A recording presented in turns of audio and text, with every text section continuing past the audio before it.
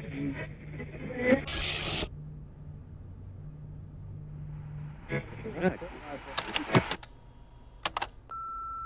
Jonathan. George Garland. I'm getting ready to clear out of town tomorrow night, so I just wanted to repeat to you how much I fucking enjoyed your show and how thoroughly entertaining and brilliant it is. But the opening piece, stabbing her in the head, just lovely. Just fucking lovely. And shooting her is great. Just fucking everything. I love you, man. All right, man. Thanks. Bye.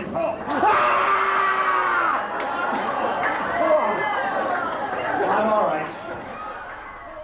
If you could describe the Amazing Johnathan in one word, what would it be?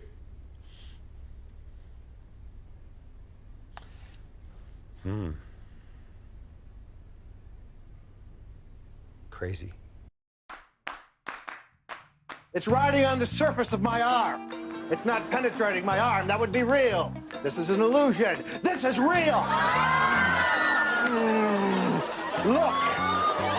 Check it out.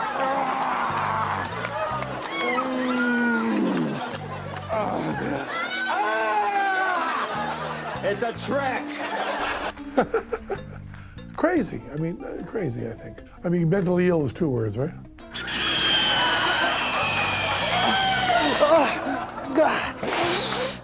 Something in my eye. Fucked up is 2 words? Guess we'll go with crazy. You want to play this one?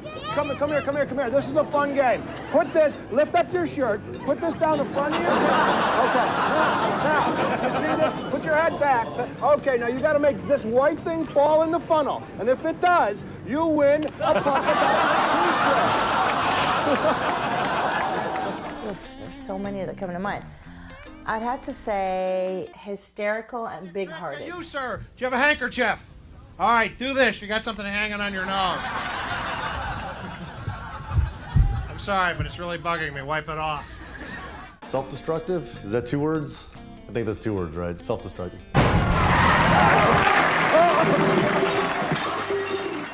His work is so original. He can pick up a piece of trash on the ground and like wave it in front of your face and make us all laugh. Excuse me, I have something in my nose.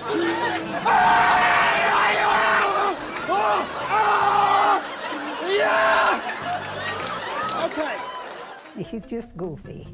That's all I can say, and I love that about him. Hell yeah, man. You did all the hundreds. Did you win some cash?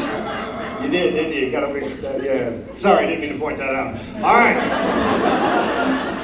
That was smart. Now everyone knows you got thousands of dollars in your wallet. You're walking outside where it ain't so safe. Oh, look, there's Mark. Bam! You're dead. And they're rich just by taking the money out of the back pocket there. All right. Prop comedy was always kind of wonderful to watch, but maybe not the most respected thing. By being a magician, he had the excuse to do comedy with props, and it was kind of okay. An old toy of mine I found in the attic. Check this out.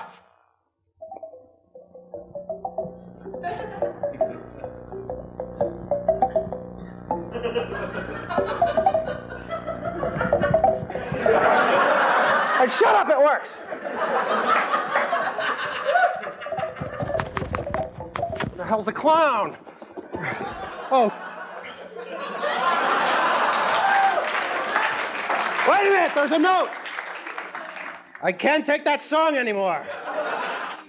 Friend. To me, friend.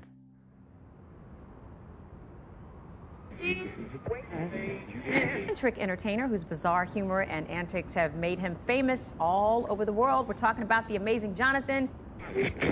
I retired. I don't do shows anymore. I decided to go back out and do one last tour. This is a very special evening for me tonight because I've known Johnathan for so long and seen him done so many amazing things, but I've seen him really up against it of late. And the fact that he's coming out here tonight to perform for you is one of the most amazing things I have ever seen. So ladies and gentlemen, sit back, relax, and enjoy the Amazing Johnathan Show! It was an honor to be back on stage, you know, with Johnathan. And to me, it probably was an honor for Joel to be on stage. I feel great that he's going to have the opportunity to get back on stage and do what I know he loves doing and do what I know he's great at.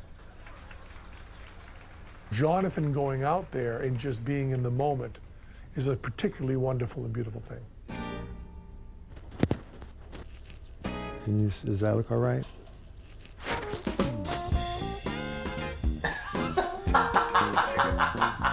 Palm up.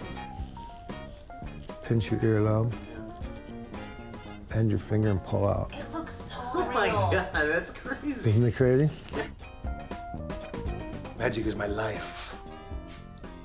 What is magic to me? Haven't you seen my magic? It's everything. Magic's pulled me through a lot. I went to jail once. It saved me in jail when they all started coming at me. I showed them card tricks, you know, and that took their mind off of me being anally raped for a couple minutes. It saves me from tickets. Every bad thing, you can always get out of it by doing a stupid trick. He was a good kid. I sent him to the magic store a lot to buy these little magic tricks. And he got very, very interested in it. And I was glad. To some extent, it kept him out of trouble. What kind of trouble was he getting into? Smoking a lot of pot. Not the best student, but that didn't really matter in the long run. Well, every high school class has a class clown, the kid who will do just about anything to gross out the girls and impress the guys. One of them grew up to be called the Amazing Johnathan. When I was in 9th grade, I did a trick where I bent a spoon for my physics teacher. It's a trick, I just do a misdirection. But he asked me, is this real? Can you really do this? Or is it just a trick? And I was really a bad student. I wasn't real popular. So I lied to him and I said, I can really do it. And he said, he went like, wow, right? And I thought, well, that's the end of that. Next hour, I get a call here over the school intercom. Well, John Zealous, please come to the principal's office, please. And so I said, fuck. It says something to do with the fucking spoon thing, I know it. There's my mom, my dad, the principal, and a reporter from the small little newspaper in my town. I'm like, fuck, they took my dad out of work. Then there's a bunch of spoons on the desk. We want you to bend these spoons. My mom takes me aside and she says, don't lie to me, tell me, were you lying or can you really do this? And I looked her right in the eye and I said, I can really do this. Yeah, I was a very gullible mother. Watch the spoon. It's a real metal spoon, and yet it will bend. I proceed to bend all these spoons and freak them out. They're looking at me with this all new respect. I even told my neighbors. I've never been so embarrassed in all of my life. Already, as I concentrate, it starts to bend here. But I had to get out of it. All the magicians are gonna bust me. If they see this come out in the paper, all the local magicians are just gonna go, he's a dick, he's lying, this is how you do it. Just don't take your eyes off the spoon. Oh! Look, there it goes, there, look. Unbelievable. I said to my mom, I said, listen, I don't want to be a freak in school. I just want to be a normal kid. And my mom said, I understand. And she told them, there's no story coming out. You're not going to do the story. I felt like a fool. But, of course it leaked. A week later, I was so popular. And they gave me attention. It was like, I had the power, man. I was a horrible magician. I was the worst magician ever. But I thought I was going to be the next Copperfield. Acid will do that to you, too.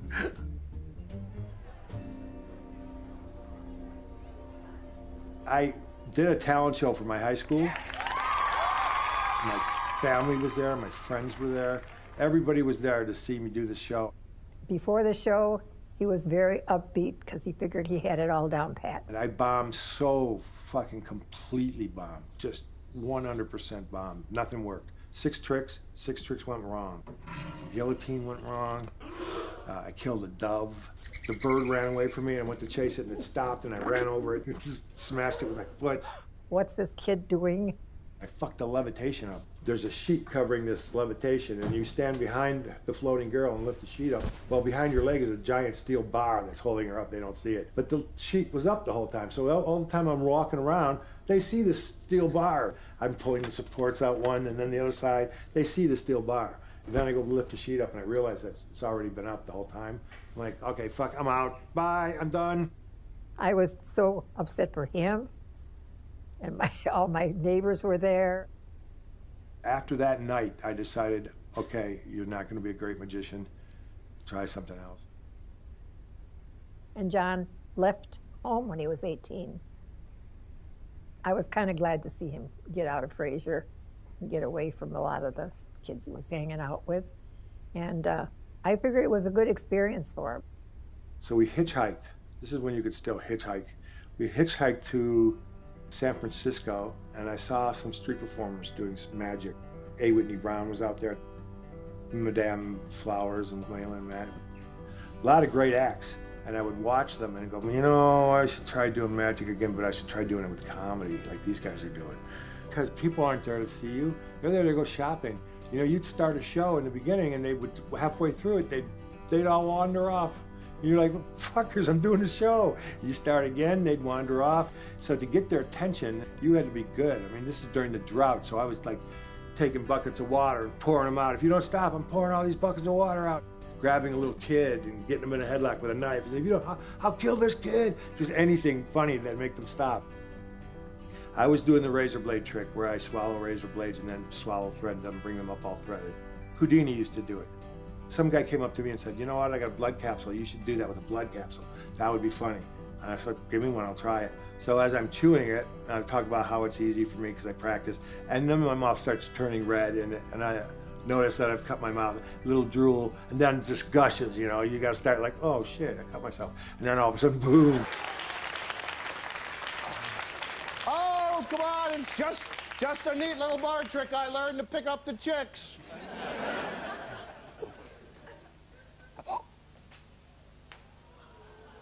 There they are.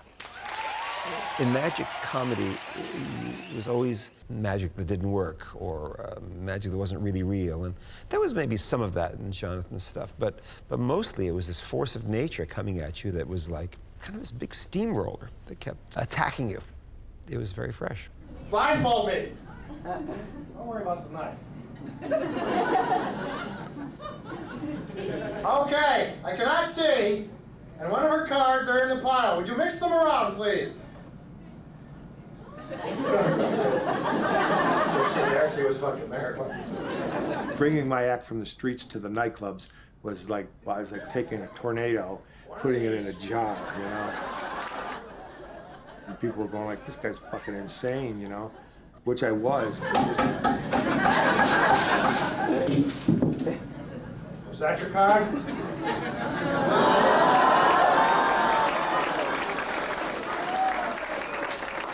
He's a very good magical mind. He's actually a very good magician and has really nice ideas.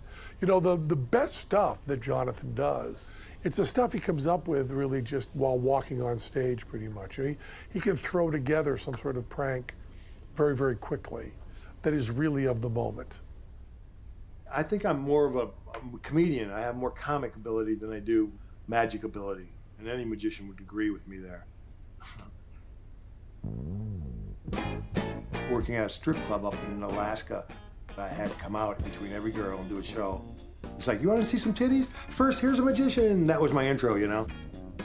They didn't want to fucking see me, so I was dying up there. I memorized 50 insult lines, comebacks, and I was sharper than I've ever been. I got to be where they were happy seeing me, and then I knew that I was fast enough on my feet. I could handle anything. I went and did the Holy City Zoo the first night I did it. Robin Williams was there. Robin came in and did a set. Dana Carvey was there and I was there. And we were all just starting out. Paula Poundstone, Ellen DeGeneres, a lot of people that became really, really famous. We're from the same cloth, that generation of comedy, working that comedy club. Pretty good time for comedy. Clubs were springing up everywhere in the United States. I could go work as much as I wanted. I never auditioned for TV. I was always a street performer, then a club performer. They wanted 3 comics to go from San Francisco to represent San Francisco and go to the Improv for a showcase, a big showcase. You take my clothes off and run around. This prevents streaking. I did the showcase and destroyed it. I mean, they'd have never seen anything like that at the Improv. And one night, I got David Letterman.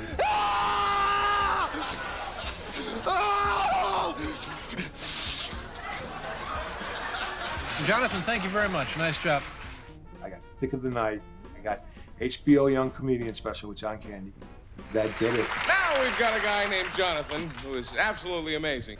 Now, he started as a street performer in San Francisco working for Spare Change. Would you please welcome the inspirational lunacy of the Amazing Johnathan.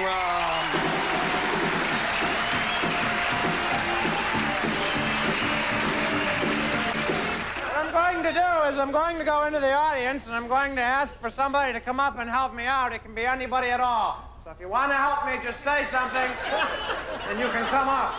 It can be anyone. Can I volunteer? Sure. Come on up. All right. Whoa, a volunteer. Come over here, please. And after that, that was it. I didn't have to wait long for the draw to come in. I went from, hey, aren't you that comic, to, hey, aren't you the Amazing Johnathan?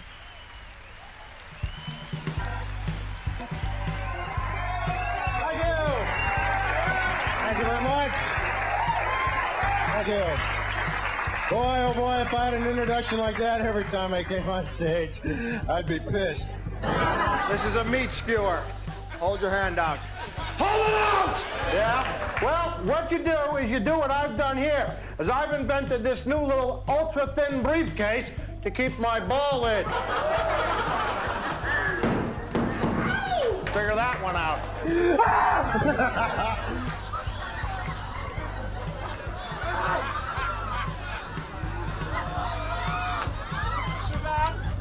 Was that your card? A lot of people are trying to do magic, and it's just not working anymore. You have to have something that gives you the edge. And the bloody tricks, it seems to be what they want right now.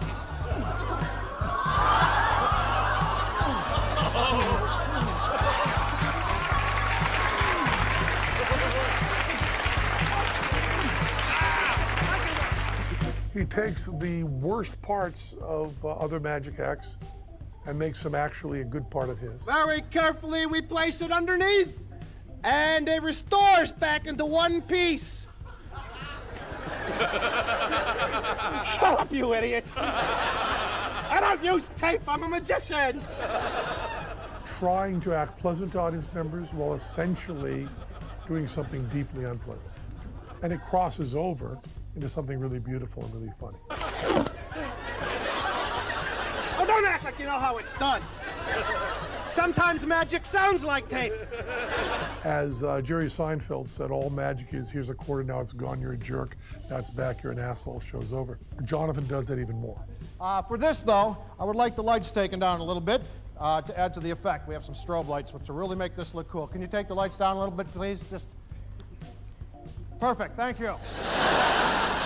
Just turn the lights down just a bit. If you could dim them. Yeah, just like that, perfect. Just take the lights all the way down, if you could. Oh, God! The Johnathan performance has that homemade feeling. It's good, but it's, you know, it's a little bit homemade. Put these bang nose right over your eye. He makes sure he doesn't have that polish. I can do whatever I want to an audience member, To trust, Andrew. and they laugh. Trust is an important thing. Drink it.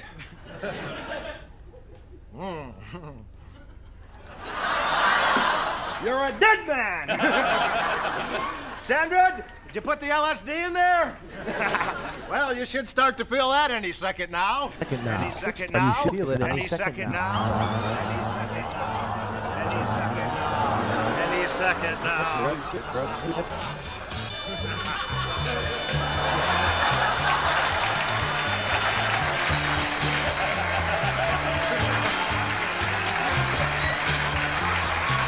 Are you okay?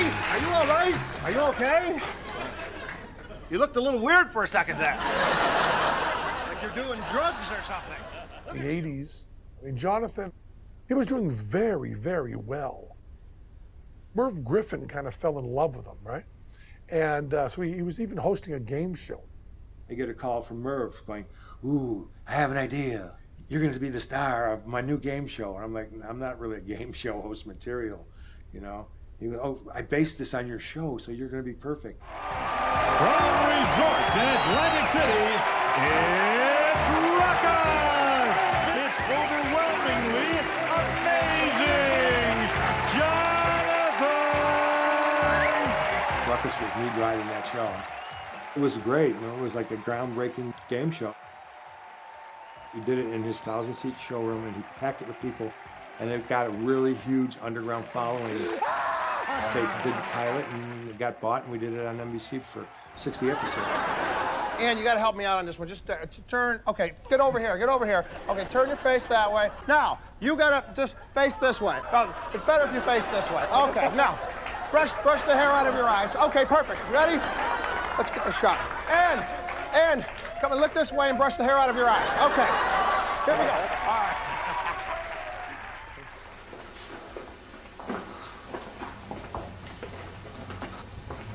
Is this one that you drive now? Yeah, I drive this one. Yeah, I drive all of them. If you don't drive them, they Yeah, I was going to say. Yeah. But it contrasts the brown and red. When I started working with Johnathan a long time ago, I would hear about Joel Ozborn. This Joel Ozborn from Australia and like all the adventures that they went through, and Johnathan would like dare him to do all kinds of crazy things, and I'm like, wow, and he did it? Yeah, he actually did it.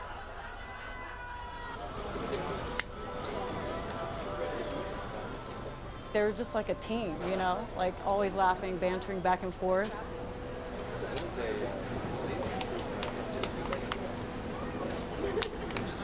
Kind of like brothers, but then almost like father-son as well.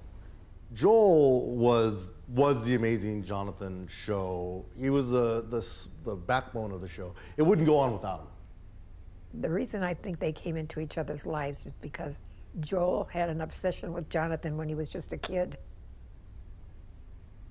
Joel Ozborn was a little creepy kid who used to camp out in front of my hotel room and call me on the phone whenever he could. I didn't know who he was just a little kid, but he would camp out in front of my hotel room with his friends, and then when I come out, he would have me sign stuff, and I would humor him the first time, second time, third time, it got a little creepy. My dad got us tickets to go see The Amazing Johnathan. I didn't know who Johnathan was. My dad drives us up to King's Cross, where all the brothels and strip clubs and late night bars of Sydney were situated. And that's, of course, where Johnathan was putting on his first season of shows in Sydney. There was a massive poster at the entrance with The Amazing Johnathan written on it. It said, "The Madman of American Comedy," and him doing the eyebrow thing and blood coming out of his mouth. I'm thinking, wow, what's all this about? Who's this guy? It was like a freight train. It was like nothing else I'd experienced. Like, he just sucked all the energy and then just released it back onto the audience. And I was like just dying throughout the show, watching this guy up there. Just like, he gets a volunteer up from the audience and puts him through the ringer, and also too clocking the audience to watching Johnathan. I'd never been around and heard laughter. Not only had I laughed that hard, but hearing, you know, a few hundred people laughing that hard around me as well. It was, the energy in the room was just overwhelming. And me sitting there as a 12-year-old with a pin spot on me, just watching Johnathan on stage, thinking, that's what I want to do when I grow up. So I call up the comedy venue again, and I said, I want to find out if Johnathan's got a fan club. And he said, I don't know. He said, he's staying at the Siebel Townhouse. Give him a call. I remember you. Yes, it was this morning, yes. Yeah, I remember. And he said, what are you doing tomorrow night? I said, nothing. And he said, well, I got my last show. Why don't I put your name on the door? You come along. And I said, oh, can I bring my mum? And he said, yeah, sure. I'll put the tickets under your name. They'll be on the door. I was so excited. I sent him letters, never heard back from him, nothing. Then he got a commercial for me. His dad was an advertising exec. He called me up and said, you want to do this commercial? It pays $60,000 for one day's taping. I'm like, maybe this isn't a creepy little kid.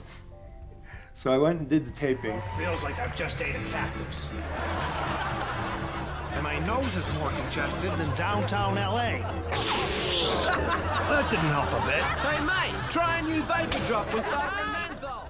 I was kind of nervous to go up and talk to him, but it got to the break and everyone left. Then I go and walk off to the side of the stage and I run into someone and I apologize and looked up and there's Johnathan standing in front of me. I said, I owe this kid, I'll show him some magic. I kneeled down and showed him some magic on the ground. He picked it up really quick and he ended up, I liked the kid, it was really nice. We hung out the rest of the day. Whenever he had a break, we'd go to the dressing room and chat more. And he was a sweetheart, just, you know, he wasn't creepy at all. Until I got to his room once. And it was like an altar.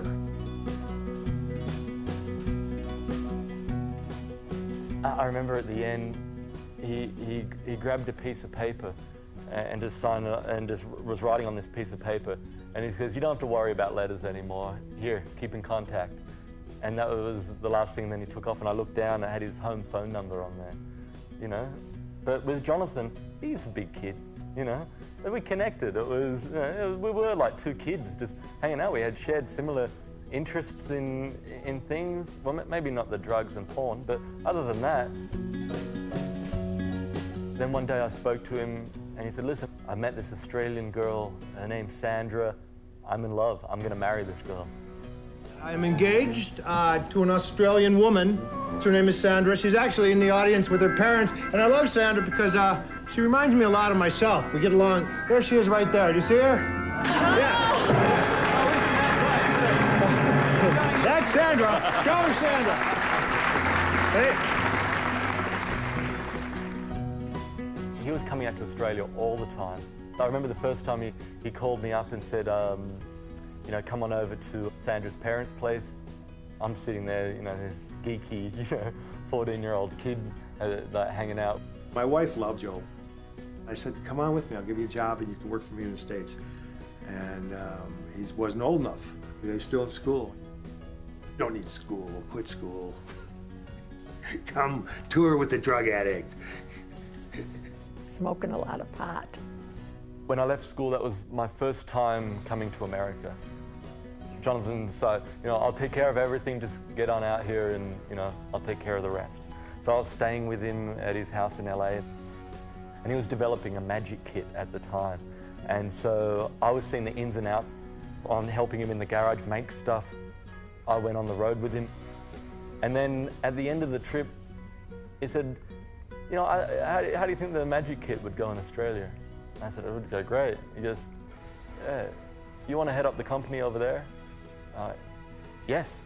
So I went back to Australia and suddenly I was setting up this weird stuff magic company over there. You're coming out to Australia to do a massive season in Sydney. I'm 19 and you give me the responsibility of managing and promoting your season in Sydney. And there's a lot of money at stake here. There's a lot of, you know, I'd never done that before. And you put that responsibility forward to me. But I knew that you would go around and do the things that needed to be done and take care of, organize everything. You know, you were a very organized kid. It was a success. The following year, he had a falling out with his manager. He said, listen, I've got no one to promote or manage my next season in Sydney. Do you want to do it? And I went, yes, I do. Not knowing, once again, thrown in the deep end. It was such a responsibility because his like a 3-week season in Sydney was on my shoulders. All the shows went great. The season was a huge success. Everyone made a lot of money out of it. And at the end of it, Johnathan said to me, you want to move out to the States and be my road manager? And I went, yes, I do. I'm right, it's Joel Ozborn. The man himself. Here we are in the lovely garage, the working place of many hours, working in this little squabble.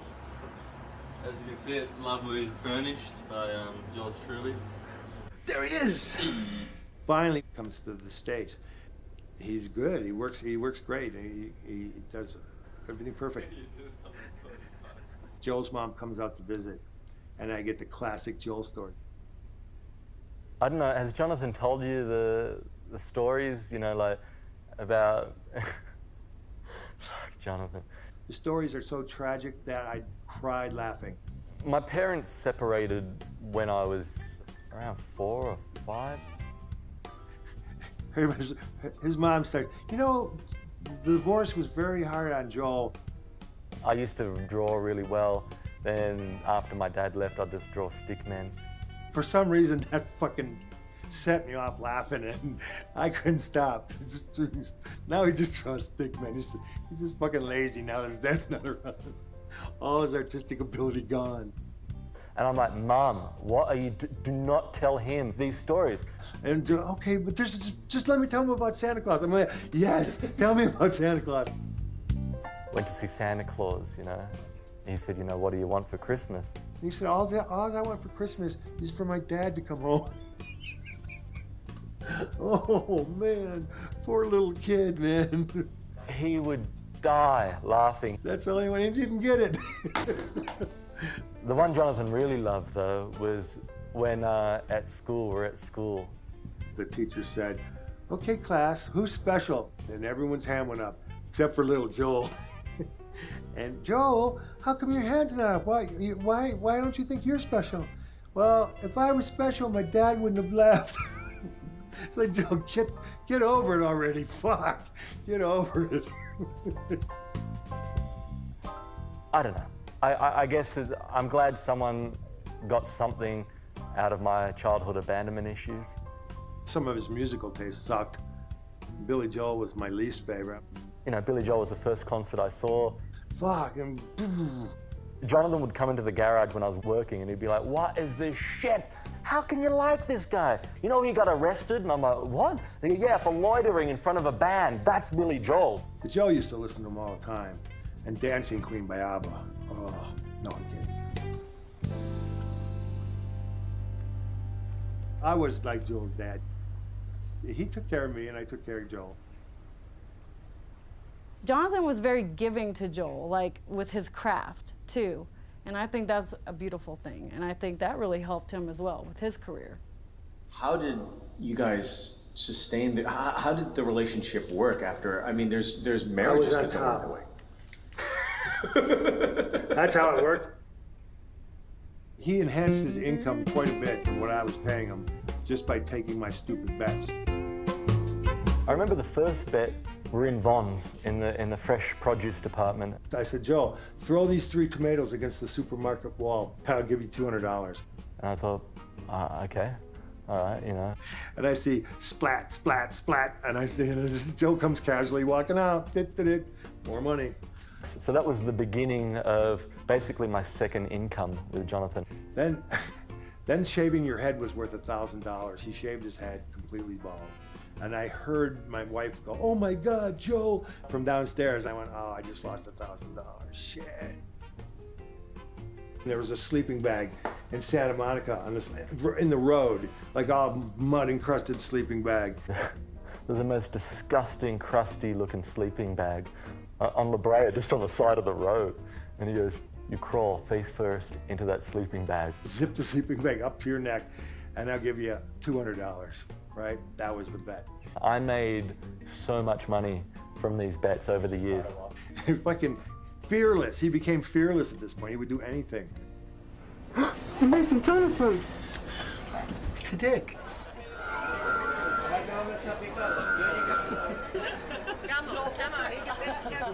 It was a good threesome. Joel, my wife, and because those two loved each other and they always had laughs, and it was good for me because I didn't have to be with either one of them when I didn't want to. Sandra will now come out here. Come out here. Because we're going to demonstrate trust. All right. Sandra, what I want you to do is you trust me, don't you? Place the pencil in your mouth. Do not move from that spot, and you will not get hurt. Hey! Yeah! Whoa! Oh, God! Oh, God! So we got a lot of work done over those years. Yeah, we did. We were working on props for hours. We'd work on props. And that's it. I mean, so I lived to just write material and work on building stuff, and that was all. Much to the dismay of my ex-wife. What is this called? Half Nelson. What's this called? Full Nelson. What's this called? Father Nelson. I didn't know I even had a marriage problem. Because I always would say to Sandra, are you happy? Is everything okay? And she was like, Yeah, everything's great. On the way home from Vegas one time, Sandra told me that she wanted a divorce. And I'm like, what? And I remember walking up to him at the baggage carousel, and he went, I'm out. I went, what are you talking about? He goes, Sandra, she's left. I went, what, gone back to the hotel? No, she's leaving me, but, you know, fuck it. We got home, and her parents were staying at my house, and she started packing. I said, if you pack, you're to leave for good. I walked down the hallway past his doorway, and I looked in, and I saw him in bed with the 57 Magnum, the one that Hunter S. Thompson had given to him. And I go, Jonathan? And he quickly takes the gun and puts it underneath the sheets. And he yells out, close the fucking door. And I wasn't going to pull the trigger, but I just felt good to sit there with that in my mouth. Just like the drama of the situation. Sandra's as white as a ghost, and she said, I've just got off the phone with Jonathan, and he said if I'm not in his life, he's going to end his. And then I thought, I have to tell him what I think I just saw, and I told him, everyone freaks out. They call the LAPD. I got to go warn him. His door's locked. I'm banging on the door, yelling out, Jonathan, Jonathan! And he's not answering. I ran out onto the street. Suddenly, out of nowhere, all these cops just descend on me. They've got their pistols out. Down! Get down! Down on the ground! Down on the ground! I saw these flashlights in my living room. What the fuck is that? I bet you it's the cops. So I snorted my last bit of speed real quick. My bedroom door comes down. Boom! They kick it down and tell me, get on the ground, get on the ground. I'm on the ground. You got any drugs? I went like, not anymore. You got a gun? Nope. They went under my pillow. First place they looked, that's where it was. Oh, that one. Yeah, I got that one. They bring Jonathan out in handcuffs. All the cops are surrounding Jonathan. Then one of them says, haven't I seen you on Comedy Central? And the other one goes, you're the Amazing Jonathan. And I went, holy shit, I'm saved. One of the 10 people that saw my special happened to be a cop. And then Jonathan goes, well, if I was that amazing, I could get out of these handcuffs, right? All the cops start laughing. I'm thinking, motherfucker, you know, he's working these cops. I said I wasn't going to shoot myself. If I was going to shoot anybody, I said it'd be my wife. That's what I said, and they all laughed. Then eventually the sergeant comes out to me and says, listen, we've spoken with Jonathan. He seems all right. And I'm like, yeah, all right. I knew Joe was going to have to come back to face me. He knew he was going to be in trouble, so I decided to fuck with him. I took stage blood. When the cops left, I splattered it everywhere. And I put a body under the covers and a note on top of the body. And I waited, just waited. I walk upstairs, Jonathan? The cops have rammed the door, his bedroom door down. So I look through it. Jonathan? Jonathan? And it's poor Joel with his voice. I could almost cry just thinking about it. He just kept rocking back and forth, going, Jonathan? So finally, he approached the body. And there's this blood everywhere. All over the bed, up the back wall. He saw the note, and he picked it up. Dear Joel, I could no longer stand listening to your shitty Billy Joel music. I hope you're happy now, Jonathan. And then I jumped out and went, ah! He's laughing, there's blood everywhere. I'm in a state of shock. I just walked up to him and just hugged him and held him. And he just walked out, and I didn't say, wasn't that funny? We just didn't talk about that again. Nobody said a word about it for like a week. I'd do it again the next day if he'd fall for it again. That's how it was. I knew it was over the top, but I wanted to be over the top. If it was anyone else, it would be way too far. It would be beyond acceptable. But because it's Jonathan, what are you going to do? During my divorce is the time that was a strain for Joel. But he stayed there for me, despite all the shit I said to him and all the shit I said to everybody when I was going through that divorce, you know. He stuck with me. Probably saved my life through all that. It was Jonathan and me, and he wasn't in a good way. He would smoke crack regularly in this specific corner of the room.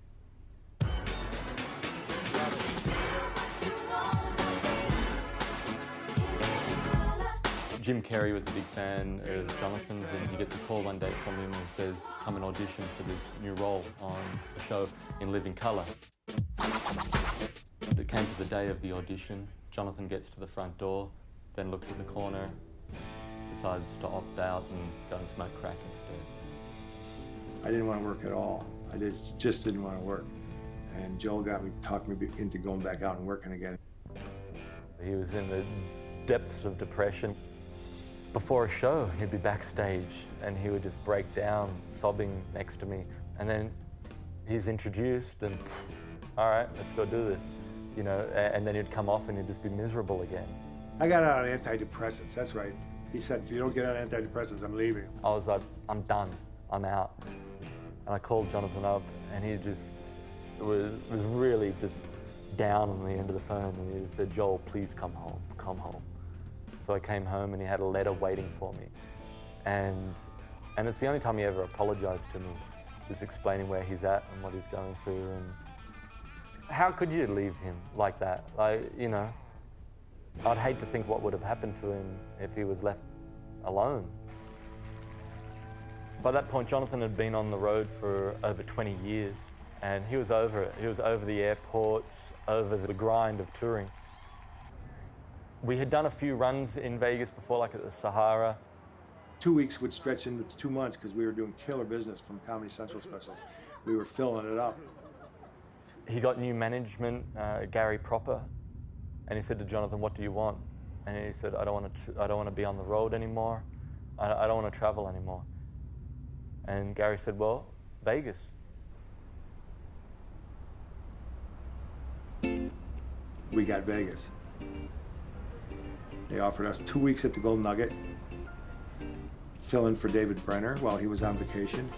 There it is, the Nugget. Which at first thought is like, hang on, downtown, Golden Nugget, like, you know, it's kind of going backwards, is it? Well, when Jonathan went downtown, it was just when downtown Vegas was starting to have some sort of cachet. There was a reason to go down there. I mean, he was pulling people down there that had never been down there before. Well, you're here on a good night. We're going to start with a magic trick. Do you have a handkerchief, sir? Do this. And that 2 weeks we sold out every night. And they didn't want David Brenner back. But I said, you gotta have David Brenner. I'm not gonna do that to David Brenner. So they created a 10 o'clock time slot for me. And we sold out every night, probably for a year and a half. We sold 500 seats a night. Number one, for the free shirt. How many animals of each did Moses take on the ark? 2. None, because it was Noah, not Moses, sorry. And the Golden Nugget, we changed their demographic from an old folks home to kids coming in and gambling again. We did a lot for that casino. They treated us like kings. I mean, Joel got his own room, I got my own room, Penny, everybody got their own room, I got a suite. We signed for everything we did, we didn't have to pay for anything. He was killing it, you know, like he was like packing out a casino every night. He had a girlfriend. He was, you know, living in the Scarface suite in the Nugget. I was living on my merchandise money and putting a check for 40, 50 grand in the bank every week, man. We're gonna set up the merchandise. We got 3 lots of merchandising. We got large shirts, Jonathan's Weird Stuff Magic Kit. Get another few videos. Then we got enough headbands. We got the books here. My paychecks were just like, holy shit, are you serious? It was going. I'd use those stubs to dry my tears now when I look at them. I cry when I look at those stubs. Every week for almost 2 years. We would sign things after the shows. One person, they came up and they go, my brother had cancer and right before he died, he came to see your show. I never saw him laugh that much, and thank you for doing that for him. Spell pop. P-O-P. Top. T-O-P. Mop. M-O-P. What do you do when you come to a green light? S-T-O-P. No, you go at a green light. You're at a green light, you go. Come on. I think in terms of practical jokes, you know, and more I do that. So that's why I'm rigging my entire house to be a big practical joke. Ooh. That spider was in my yard. That's a real spider. That's a real spider. Oh, God! You! Oh, my God! It was great. It was the best time of my life. That was it. Can you remember this for me? Nah, mate. You tape to it. Look at me. You got it on tape. George DeLucchi. Nah, mate. No, come on. George DeLucchi, November 7th, wants to see the show, and just for one person. I was wanting to do my own thing, but working for Jonathan was a 24/7 existence. I wanted to do comedy. I wanted to be a comedian, you know? Then I started seeing him watch the comics, you know, from by. It's like, something's gonna happen here. He ain't gonna be around very much longer, you know. I'd done everything I could with Jonathan. We'd been through everything. We'd toured all over America. We'd done the casino run. You know, I'd seen a new city every week, and I knew he's fine. I need to go and do this. It's time. Jonathan did street performing, so I thought that's what I'm gonna do. He had high aspirations right from the start. Nothing was gonna stop him, nothing. That kind of drive in somebody makes me sick.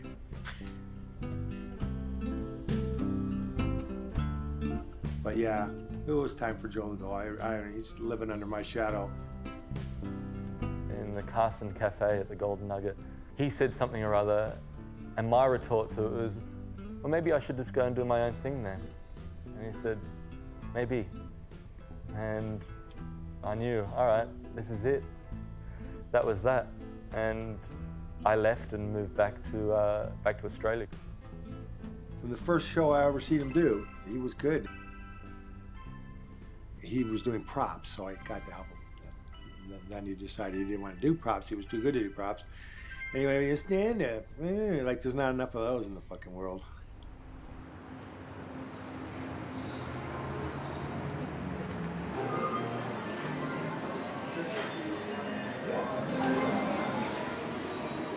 I had planned on being in Vegas for 3 months, and that's it.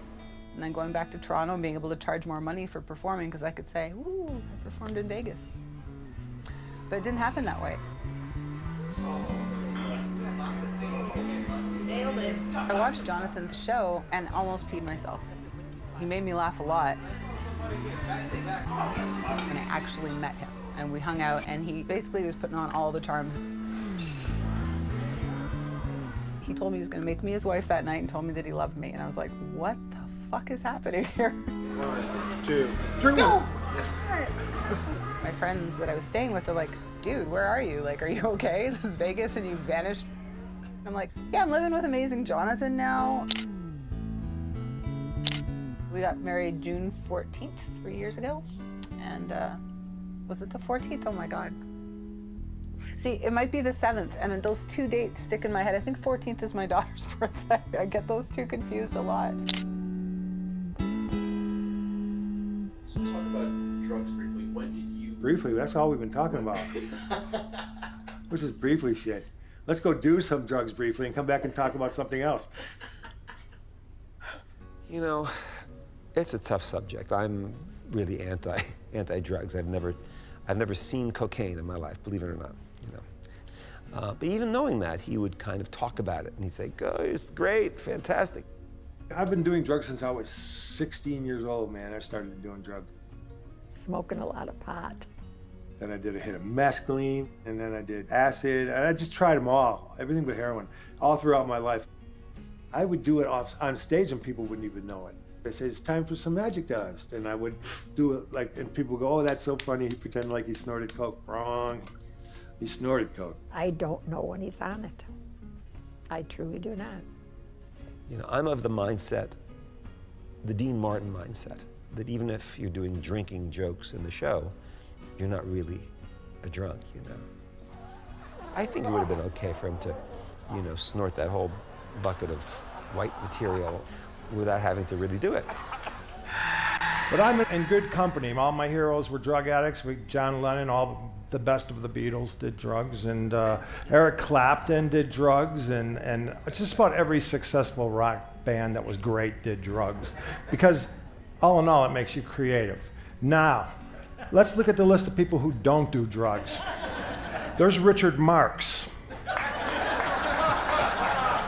There's Kenny G. Now, I'm not trying to promote drugs, but who would you rather hang out with? Seriously.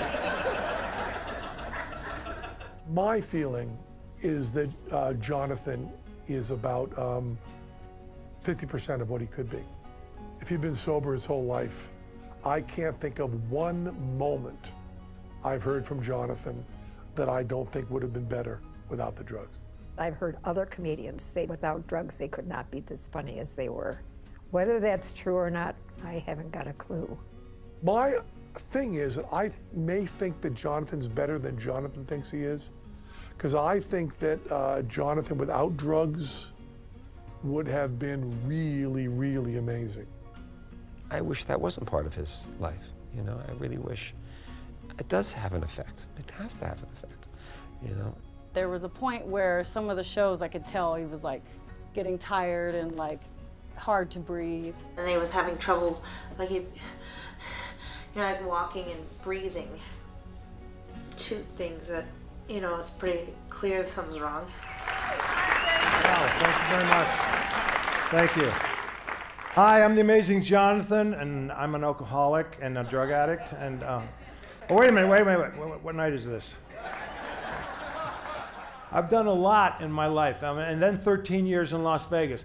I had a great time. The greatest time of my entire life has been here, and I've made millions of dollars. I have 2 beautiful houses, and everything came crashing.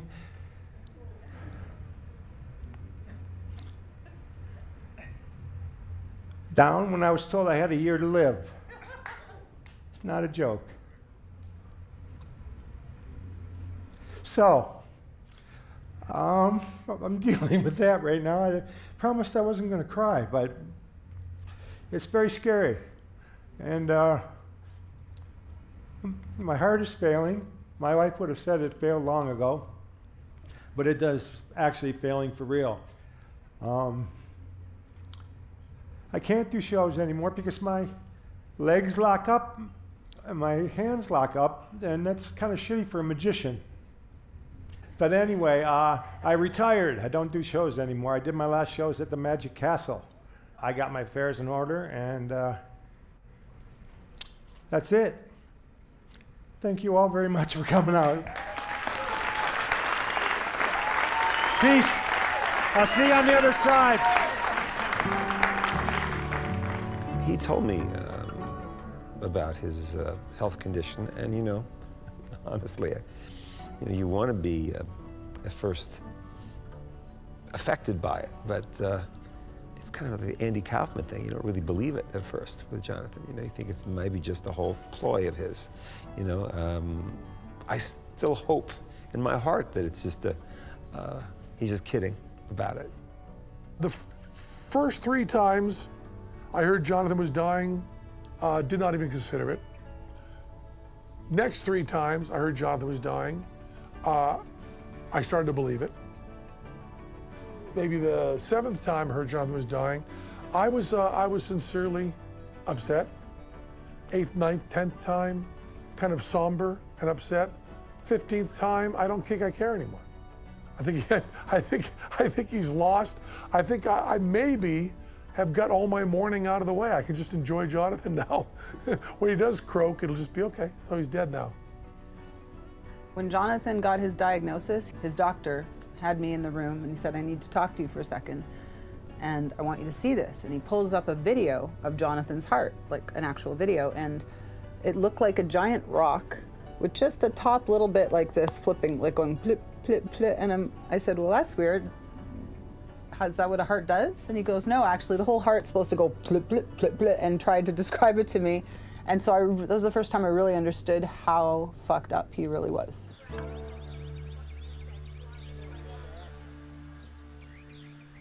I met Jonathan before he was sick. Technically though, I didn't, because he was sick. He just didn't tell me or let me know about it, because as someone who's dating, why would you tell someone that you just start dating that you're sick, that you have cardiomyopathy, that you have diabetes and you don't control it? So it was literally like 2 weeks into dating him where I found insulin needles and insulin, and I was like, what's this? What? And he goes, oh, I'm diabetic. And are you shitting me? I've never seen you shoot insulin ever. Oh, it's because I don't bother. Then I find all these pill bottles and I'm like, what? This hasn't been refilled. Are you supposed to be taking these? Yeah, but I don't take those. Oh my God, you're gonna be taking these pills now and you're gonna be taking your insulin. Who's your doctor? You know, like that's when I started prying into his health, because like he was not looking after it. Please leave a message after the tone. Hi, this is Anastasia Kenyon calling about Jonathan's insulin. Again, can you call me? It's imperative that I get this today, because if I don't, he's going to be gone for 2 weeks without insulin. And Julian should have called this in yesterday. Thank you. You need some pills. God. Oh my God. You need pills. I'm gonna give you the back of my hand. Up my butt. So basically after that, he had someone to grill him, remind him to take his pills, remind him to take his insulin, fill his pill box, make sure he's taking it. And then he was in the ICU for 10 days, and that really knocked some sense into him. They were like, you can't stop taking your pills, Jonathan. You're on all of these for a reason. Well, I'm sick of taking them. Well, tough shit, dude. Like, come on. You've got pills that are keeping you alive. Take them. Gosh, I can't even keep track of how many. I just dump them because I have a memory of what they look like and where they go. So, potassium chloride, this has to be taken with furosemide. Metformin, Lyrica, that's the furosemide. Carvedilol, simvastatin, he's on another losartan. Clopidogrel, fenofibrate, levothyroxine, spironolactone, and aspirin. Lisinopril, or tamsulosin, digoxin, that is for the heart, sertraline, that's the antidepressant. Yeah, lots of pills. Omeprazole, this is the funny pill because this is the pill that he has to take so he doesn't get sick from all the other pills.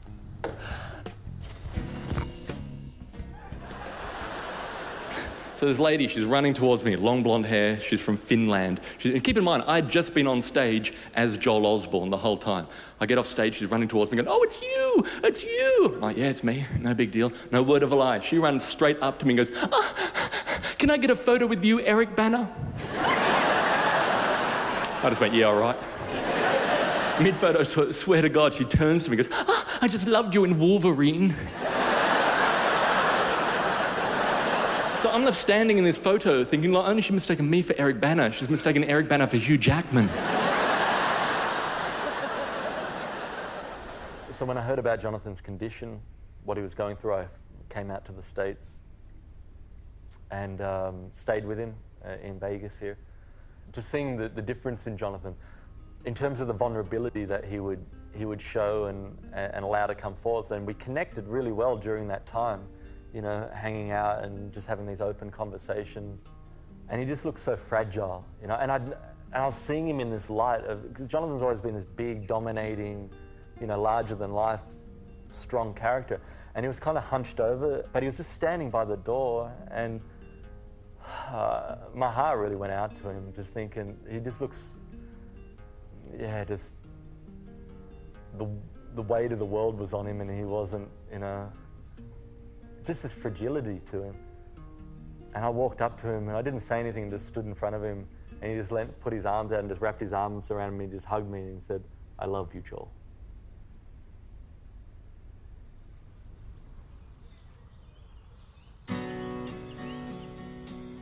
None of the things I own, the 25 classic cars and all the stuff I thought was so fucking cool, means nothing to me now. In fact, if you want one, talk to me after the show. There's not a minute that goes by that it doesn't come into your head. You go on crying jags, you cry in the middle of the night, you start crying and you can't stop. If he gets sick, what are you gonna do? You're gonna be right there by his side because you love him regardless. You're not gonna let him be alone.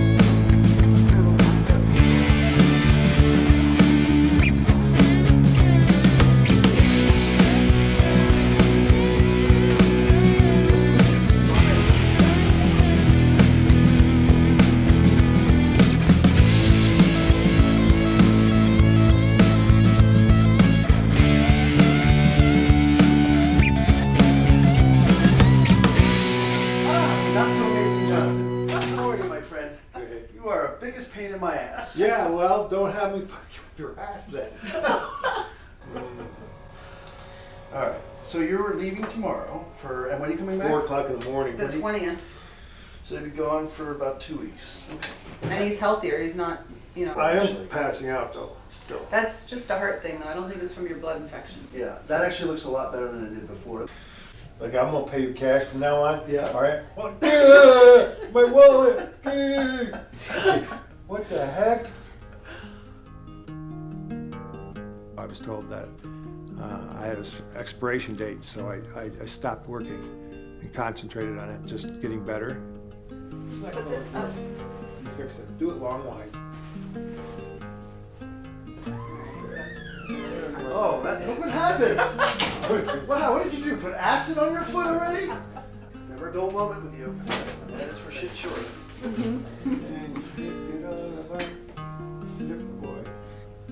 can't jerk off anymore.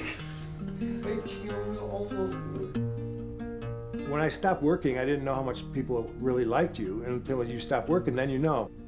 Everyone comes out of the woodwork to say, you know, how much the show meant to them, and that's great to hear. I needed to hear that. I feel good enough to work again, and I never really wanted to stop working. Good luck on your trip. All right, man. Thank I'll see you. you back in a few weeks. All right. I need to prove that I can still go out there and do it. First of all, I don't know if I can, because I don't know if I have the stamina to do it. I can feel you breathing on my back. Thank you.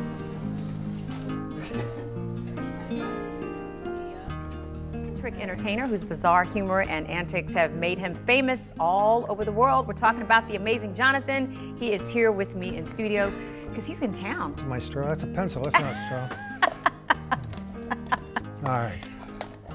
Well, yeah, I was given 1.5 years to live by my doctors, and so I got all prepared, and then 3 years later, here I am. Here you are. I got tired of waiting around for it. I decided to go back out and do one last tour, which is what I'm doing now.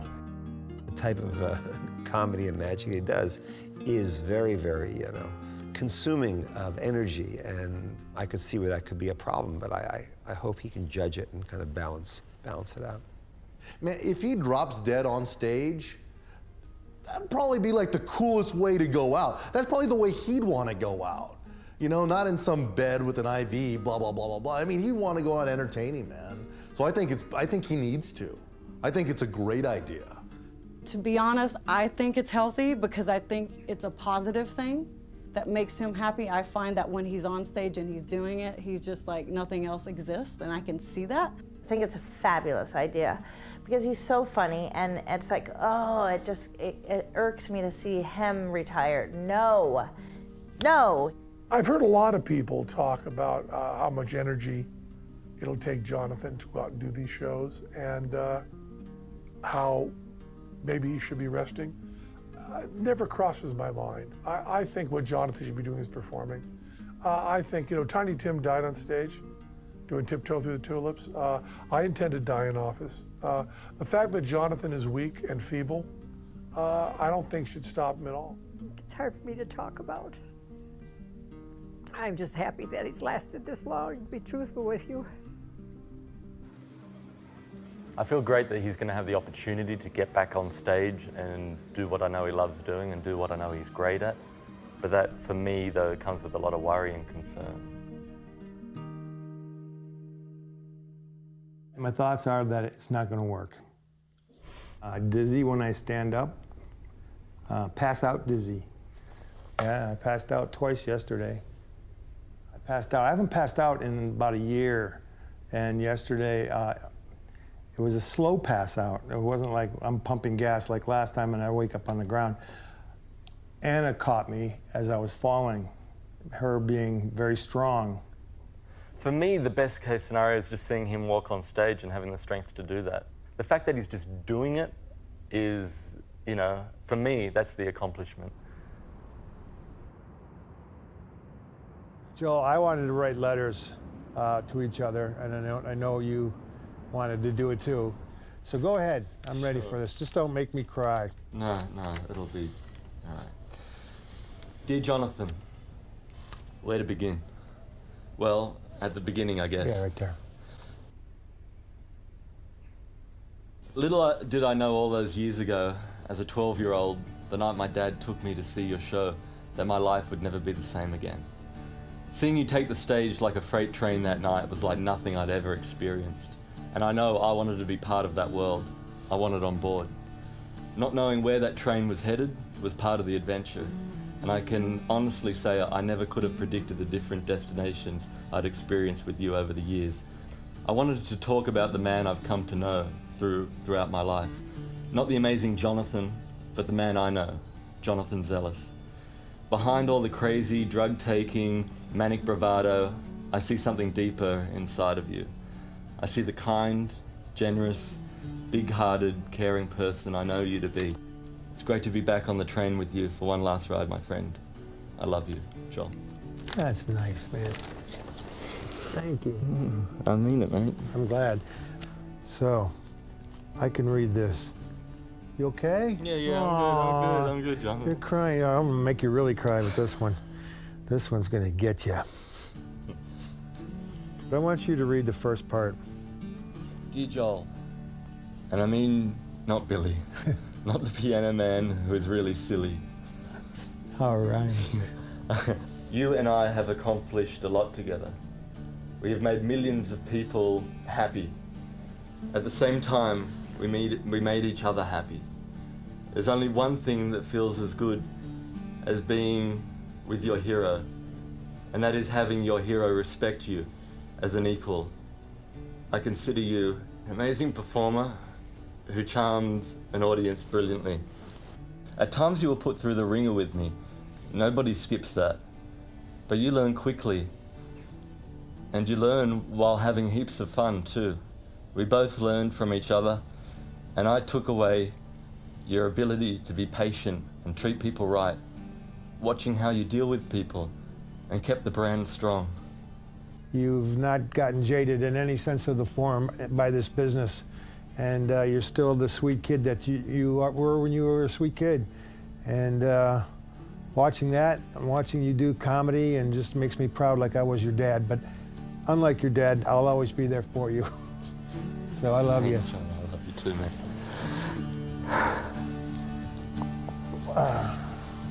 Yeah. Oh.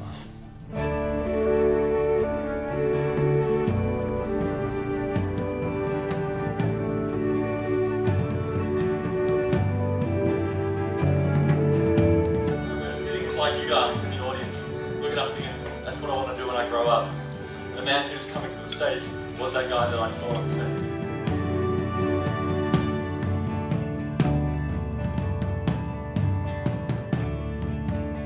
Ladies and gentlemen, would you now sit back, relax, and enjoy the Amazing Johnathan show.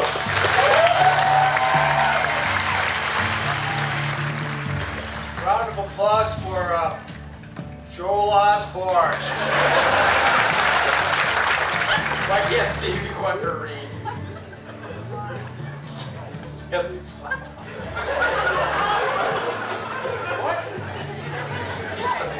No! Just say it. Oh my God, no!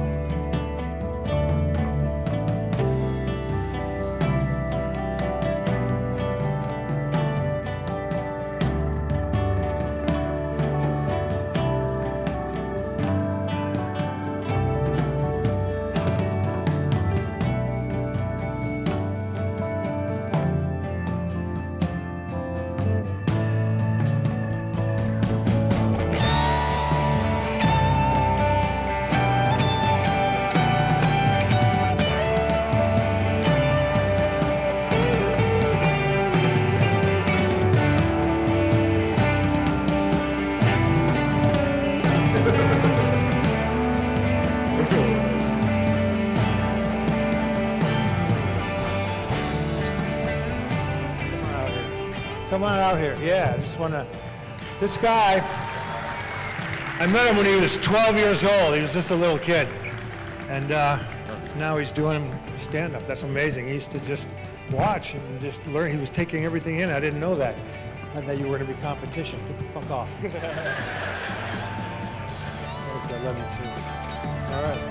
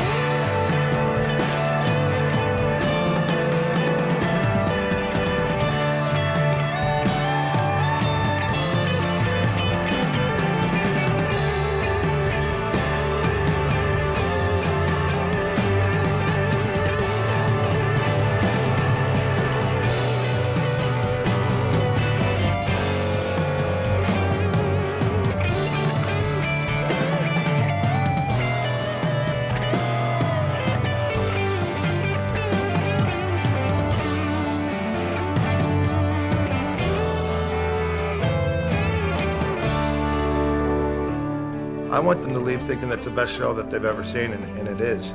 I'd say 90% of the people that come see the show will leave saying that is the most we have ever laughed in our lives. Not just this week or not just this month, but ever. Just appreciate it and thank him for all the laughs, and just glad I got to see him. Well, I've never got to see him before, but I'm a huge fan. He helped inspire me to be a street performer. And I grew up watching him on World's Greatest Magic a long time ago, and he did not disappoint.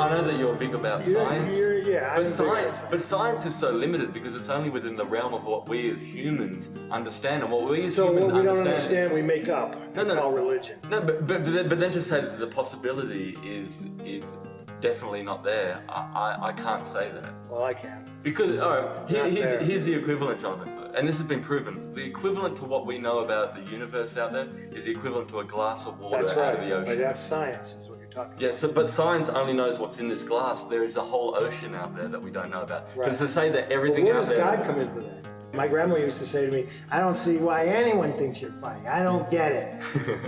I don't get it. I love that. I love that. She got sick gradually and died. Some tea, Grandma?